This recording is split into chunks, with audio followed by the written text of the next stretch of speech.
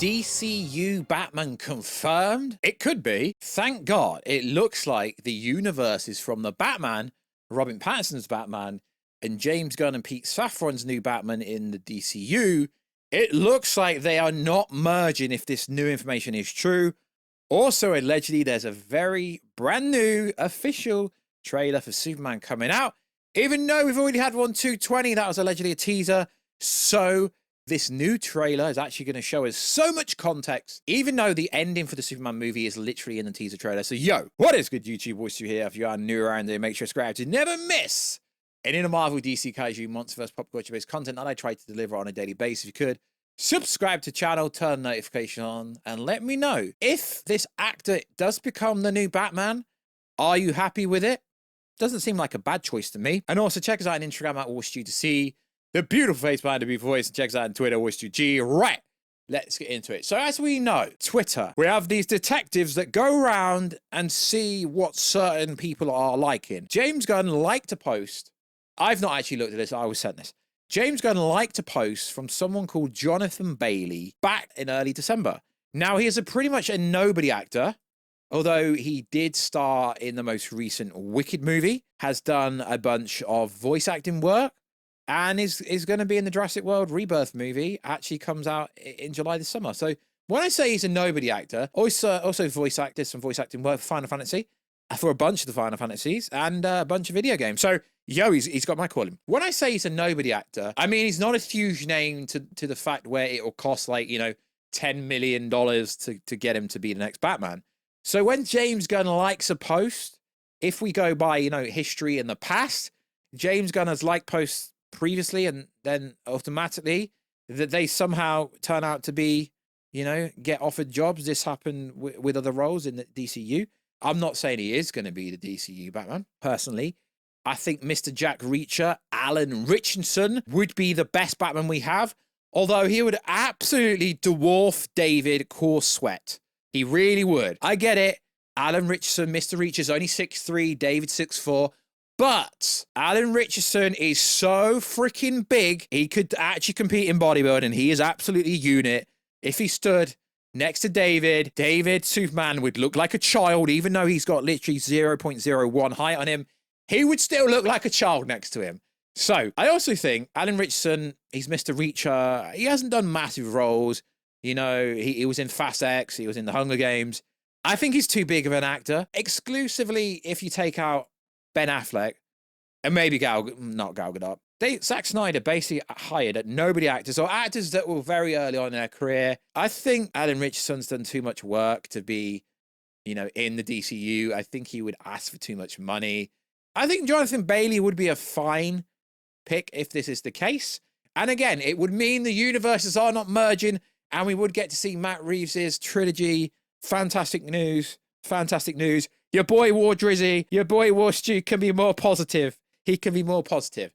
So I'm just going to go with what the internet is saying. I personally don't know if this is true. So this came out last night exclusively. Although Andy Muschietti and James Gunn have not met face to face since the filming of the Superman, which is literally over a year ago now, a source close to the parties have confirmed Andy and James Gunn speak regularly. Okay, so there was this narrative going around from Jeff Snyder, who actually worked for a Hollywood trade, and, you know, in terms of credibility and validity, he worked for a trade. He's not one of these random Twitter scoopers just posting stuff. Jeff Snyder, if you don't like him, he's actually got his face out there. He's not hiding behind a non-accountable Warstu, you don't come on camera. Literally, go back to my first 100 videos. I was always on camera. Go to the YouTube channel. Lots of videos of me on camera. Go to the Instagram account. On camera, I'm not on account. People know who I am. Cool? Cool. So it goes on to say, Batman the Brave and Bold remains in development and will be separate from the Matt Reeves universe. This is insane. Absolutely love it. Your boy can be more positive again. But like I say, Jeff Snyder is still reporting that James Gunn wants Pattinson to be the DCU Batman. I don't get why, because general audiences get confused really easily. General audiences think Superman is part of Marvel when they think Iron Man's part of DC. The general audience is not comic book fans, is not people into pop culture. The general audience is casual moviegoers that see a trailer. It's like, yo, that trailer was pretty cool, and let's go watch it. They're not like fans of this genre. I think people get confused when I say general audiences don't even know there's a new Superman, because they don't. So the responses to this are interesting. It's like, and they keep saying the same thing. And to be honest, I do agree with this still, because we're going to get the Batman 2 before we get the Batman Brave and the Bold. And I don't even believe that's the title. So it is cool that allegedly, according to sources, there is still development for Batman Brave and the Bold. I'm excited for that, because we need a Batman universe where they explore the Bat family. Although we know we are supposed to be getting a Robin allegedly in the Batman 2 or Batman 3. We haven't had a Batman family on the live action forever, if ever, to be honest. So I'm very hyped about this information. And although we didn't get the Superman I wanted, and it looks like we're not going to get Alan Ritchson because he's too big of an actor, too built, too big, too well known. Although I don't know, maybe DC wants a star power, though there is no star power anymore, in my opinion, unless you're going to get Cillian Murphy in, which you're not. So this news is absolutely freaking fantastic, and I've taken your criticism on board. I'm going to be more positive, though. I don't get why you guys seem to think that I'm so negative about the DC universe, about James Gunn. No, it's like I keep saying, I am still hypercritical. I can be critical and still be excited for stuff. You say I'm a Marvel shill. I'm literally going so hard at Captain America 4 because it could have been great. I went so hard at Deadpool and Wolverine. I'm not a shill. I just say things how I actually see it. Cool, cool. So also in the news, there allegedly is supposed to be a new Superman trailer at this up-and-coming Super Bowl next month. So Super Bowl is a huge event. It's even thought huge here in England. Although I got an interesting comment saying, yo, the Super Bowl is bigger than anything we have in the UK. It's like, it ain't big in the Olympics. It's not. So the Super Bowl is on the 9th of February. And there's supposed to be a new Super Bowl trailer at the Puppy Super Bowl, which ironically is called the Puppy Bowl, which is ironically on the same day as the Super Bowl, I believe, or it's somewhat close to that. As we know, it costs a lot of money for a Super Bowl trailer. The Super Bowl trailers are so freaking expensive that I don't even think the return on investment of how much a Super Bowl trailer costs is even worth it. So last year, it was reported that it cost $7 million for a 30-second TV spot at the Super Bowl, which is absolutely freaking insane. Insane. Now, as you know, Warner Bros. Discovery did a trailer for The Flash last year, and The Flash lost a lot of money. But in this case, DC needs to spend a lot of money in order to yield results, in order to rebuild the DC brand. They have a lot of really popular characters. You could argue that Superman and Batman are more popular than Iron Man and Captain America. You could argue that, but the brand awareness is destroyed at the moment. So they need to put a big trailer out for the Super Bowl. And yes, the most recent Superman trailer destroyed Man of Steel's record, but it only took him 12 years.